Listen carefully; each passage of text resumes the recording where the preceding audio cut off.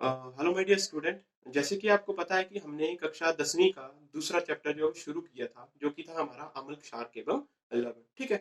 इसमें हमने सबसे पहले पढ़ा था कि अम्ल क्षारक और लवण की बेसिक गुणधर्म क्या होते हैं। उसके बाद हमने ये पढ़ा था कि उनकी रासायनिक गुणधर्म क्या है। ठीक है, किस तरह से ये अभिक्रियाएं करते हैं और क्या क्या प्रोडक्ट जो है वो बनाते हैं। उसके बाद हमने पढ़ा था कि कोई अम्ल या क्षार कितना प्रबल है। इसके लिए हमने एक स्केल जो है वो पढ़ी थी, जिसको हम बोलते हैं pH scale, potential of hydrogen. ठीक है। तो इसी में आज का हमारा जो नेक्स्ट टॉपिक रहेगा वो हम देखेंगे कि पीएच का हमारे दैनिक जीवन में क्या महत्व है, और जब अम्ल और क्षार को जल में डाला जाता है तो ये किस प्रकार से जो है वो रिएक्ट करते हैं।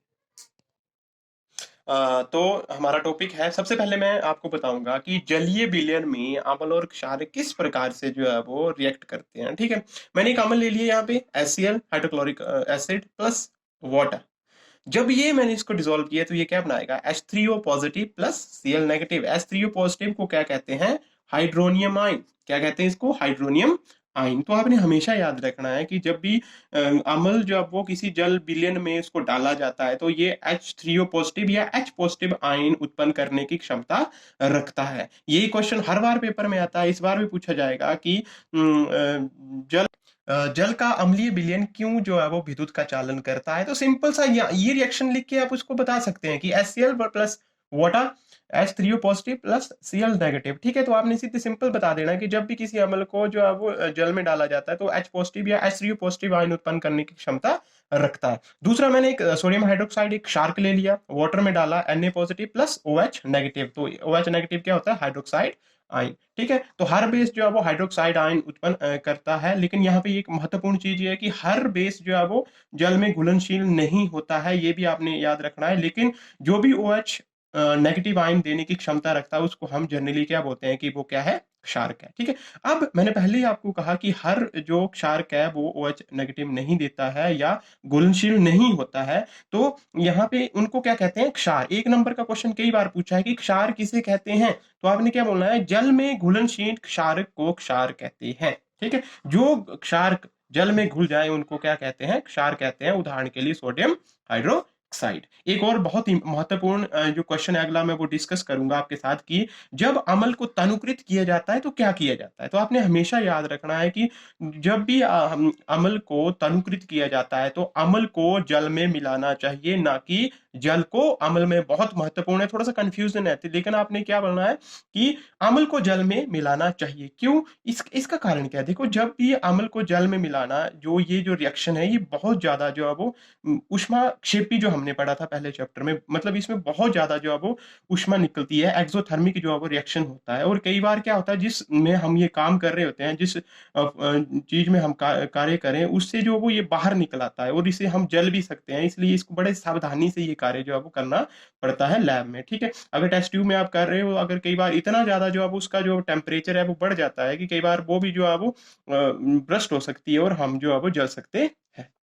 अगला, नेक्स्ट हमारा टॉपिक है दैनिक जीवन में पीएच का महत्व। बहुत महत्वपूर्ण है ये। पीएच वैल्यू आपको पता है हर जगह यूज होती है, और ये क्वेश्चन 4 नंबर का क्वेश्चन बनने की प्रोबेबिलिटी हमेशा रहती है। तो सबसे पहले स्टेप वाइज मैं आपको बताऊंगा, आपने इसको जो है वो डिटेल में थोड़ा सा पढ़ लेना है। लेकिन मैं सबसे पहले मैं बताऊंगा कि पौधों और पशुओं के प्रति संवेदनशील। देखो, जो पौधे और जो पशु हैं हमारे, वो एक फिक्स पीएच पे जो है वो संवेदनशील होते हैं। हमारी बॉडी, ह्यूमन बॉडी की मैं बात करूं तो ये 7.0 से लेके 7.8 पीएच प्रास पे कार्य करता है। मतलब सबसे अच्छा, जब हमारी बॉडी का पीएच मान जो है वो इसके बीच में बरी करेगा, तब हमारी बॉडी जो है वो बिल्कुल अच्छे से कार्य करेगी। उसी तरह से जो पौधे होते हैं वो भी जो है वो जिस मिट्टी की जो पीएच वैल्यू है वो 5.5 से लेके 7 के बीच में हो, तो वो बेस्ट सुटेबल होती है उनके लिए जो है वो ग्रो करने के लिए। इसलिए पीएच का पौधों और जो है वो पशुओं को देखे या हम किसी चीज के लिए देखें, वो बहुत महत्वपूर्ण होती है। उसके बाद दूसरा पॉइंट आप लिख सकते हैं, मिट्टी की उर्वरता के लिए। अब मैंने आपको अभी ऊपर भी बताया कि एक बेस्ट सॉइल कौन सी मानी जाती है, जिसकी पीएच रेंज कितनी हो, 5.5 से 7। ठीक है। हालांकि कुछ पौधे ऐसे भी होते हैं जो अम्लीय, क्षारीय या उदासीन, तीनों उसमें जो है वो सुटेबल होते हैं, उसमें जो है वो ग्रो करते हैं। लेकिन बेस्ट जो है वो सॉइल कौन मानी जाएगी, 5.5 से 7, इसमें जो है वो सबसे अच्छी मिट्टी की उर्वरता मानी जाती है। उसके बाद तीसरा पॉइंट है हमारे पाचन तंत्र का पीएच। ठीक है, आपको पता है हमारे पाचन तंत्र का में अमाशय में एक अम्ल पाया जाता है जिसका नाम क्या है, एससीएल हाइड्रोक्लोरिक अम्ल। एक नंबर का क्वेश्चन ये भी बनता है, या कॉम्पिटिटिव एग्जाम का भी क्वेश्चन है कि हमारे अमाशय में कौन सा जो है वो अम्ल है, वो कौन सा हाइड्रोक्लोरिक अम्ल। ठीक है, ये अम्ल क्या करता है एक्चुअली, ये जो भोजन हम खाते हैं, जब ग्रसिका से भोजन अमाशय में पहुंचता है तो वहां पे उसका जो माध्यम होता है वो अम्लीय बना देता है। ठीक है, दूसरा ये अमाशय की बीज जो अंदर की भित्तियां हैं उनको जो है वो बचाता है, उसको खराब होने से जो है वो बचाता है। और तीसरा आपने इसमें क्या करना, महत्वपूर्ण ये है, एचसीएल क्या करता है, भोजन के साथ आने वाले बैक्टीरिया वायरस आदि को जो है वो किल करने की क्षमता भी रखता है, और भोजन को सड़ने से भी जो है वो बचाता है। इसलिए एचसीएल जो है वो हमारे पाचन तंत्र में पीएच इसका कम है। आपको पता है, मैंने पिछली वीडियो में बताया था कि इसका जो पीएच कितना होता है। तो ये पीएच जो है वो हमारे लिए बहुत ज्यादा महत्वपूर्ण है, हमारे पाचन तंत्र के लिए। उसके बाद एक इसका ड्रॉप जो है वो हम आगे देखें तो है दंत क्षय। देखो, दंत क्षय क्या होता है, हमारे कई बार जब दांत जो है वो अंदर से पीले हो जाएं या सड़ना शुरू हो जाते हैं। ठीक है, इसका कारण क्या होता है आपको पता है, हमारे दांत जो का सबसे जो स्ट्रॉन्गेस्ट पार्ट होता है, जो जबड़ों के नीचे होता है, उसको बोलते हैं हम इनेमल। वो किसका बना होता है, कैल्शियम हाइड्रोक्सी एपेटाइट का। ठीक है, एक जो है वो कैल्शियम का ये कंपाउंड हम ले सकते हैं।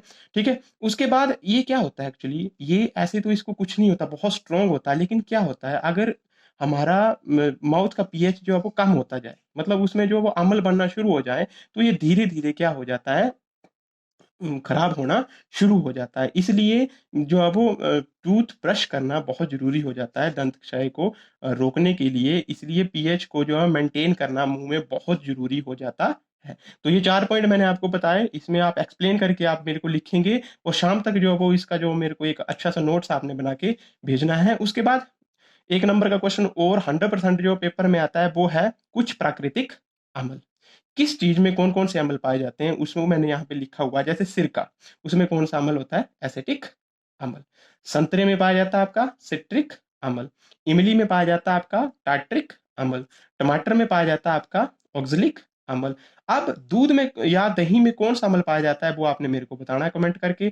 नींबू में कौन सा होता है, इजी है, वो भी आप मेरे को बताएंगे। और चींटी का डंक हमने 7वीं क्लास में भी पढ़ा हुआ है, ये आपने मेरे को जो है वो कमेंट करके बताना। एक और